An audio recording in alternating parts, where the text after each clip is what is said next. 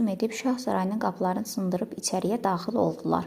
Cümləsində isimlərin hallarını ardıcıllıqla müəyyən edin. Fikir verək, burada isimlərimizi soruşur. Baxaq, kəndli sözü isimdir, adlı haldadır.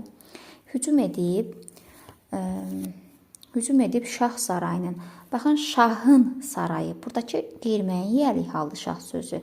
Şahın sarayı. Birinci gələn I mənsubiyyətdir. İkinci gələn ınımız artıq yiyəlik haldır.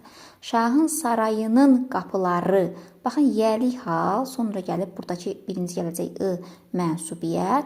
Artıq bu ikinci işlənən I var. Bax, bu olacaq təsirli halımız. Sındırıb içəriyə daxil oldular. Burada içəriyə zərfdir. Götürməyəcəyik.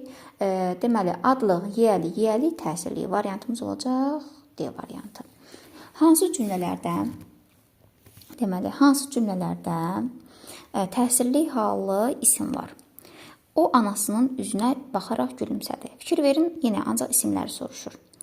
Anasının, buradakı ın yiyəlik hal, üzünə, buradakı yönlük haldır. Sonuncu ə yönlüydür. Anasının üzü, buradakı ü mənsubiyyətdir. Yəni biri çıxırıq, biri də yoxdur təsirli hal.